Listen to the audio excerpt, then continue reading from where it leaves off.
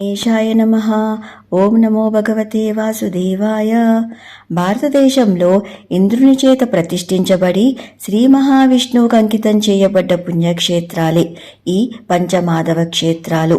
పవిత్ర వారణాసి క్షేత్రంలో గంగానది ఒడ్డున పంచగంగా ఘాట్ సమీపంలో బిందు మాధవునిగా, ప్రయాగలో త్రివేణి సంగమ ప్రాంతంలో వేణీ మాధవునిగా, పిఠాపురంలో ఇంద్రునిచే ప్రతిష్ఠించబడ్డ ఇక్కడి మాధవుడు తరువాతి కాలంలో కుంతీదేవి చేత పూజలందుకుని కుంతీ మాధవునిగా, రామేశ్వరంలో సేతుబంధన తీర్థంలో సేతు మాధవునిగా, కేరళలోని తిరువనంతపురంలో సుందర మాధవునిగా, స్వయంగా శ్రీ మహావిష్ణువే మాధవునిగా వ్యక్తమై భక్తుల చేత పూజలందుకుంటున్న అత్యంత ప్రాచీన మహిమాన్వితమైన పుణ్యక్షేత్రాలు ఈ పంచమాధవ క్షేత్రాలు. వీటి స్థల పురాణ విషయానికి వస్తే, కృతయుగంలో ఒకానొక సమయంలో ఇంద్రుని చేత అవమానించబడ్డ బృహస్పతి దేవతలను పరిత్యజించాడు.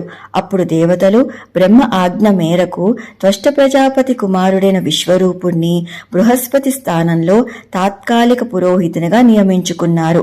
అతని తండ్రి బ్రాహ్మణుడే అయినా తల్లి మాత్రం అసుర సోదరి కావటం వల్ల తాను దేవతల కోసం ఆచరించే యజ్ఞాల్లో యజ్ఞావిర్భాగాలను దేవతలకే కాకుండా దొంగతనంగా అసురులకు కూడా పంచి ఇచ్చేవాడు.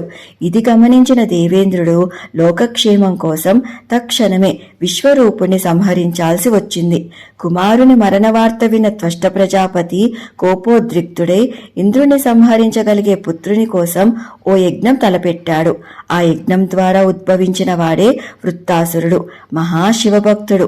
అటు పిమ్మట ఇంద్రుడు దదీచి మహర్షి త్యాగ ఫలంగా పొందిన వజ్రాయుధంతో ఆ వృత్తాసురుని సంహరించాడు.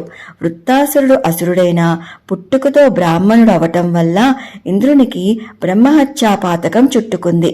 దాని పరిహారార్థం ఇంద్రుడు భువియందు 5 క్షేత్రాల్లో నారాయణ ఉపనిషత్తును అనుసరించి పంచాత్మ స్వరూపుడైన శ్రీ మహావిష్ణువుని పంచమాధవ రూపాల్లో ప్రతిష్ఠించి శాస్త్రోక్తంగా పూజించి బ్రహ్మహత్యా దోషం నుండి ముక్తి పొందాడు. ఇంద్రుని చేత మాధవునిగా ప్రతిష్ఠించబడ్డ ఆ విష్ణు క్షేత్రాలే పంచమాధవ క్షేత్రాలు. ఈ క్షేత్రాలను దర్శించటం వల్ల జీవుని యొక్క జన్మ జన్మ పాపాలు తొలగి శుద్ధుడవుతాడన్నది భక్తుల ప్రగాఢ విశ్వాసం. సర్వం కృష్ణార్పణమస్తు. స్వస్తి. Please do like, share and subscribe.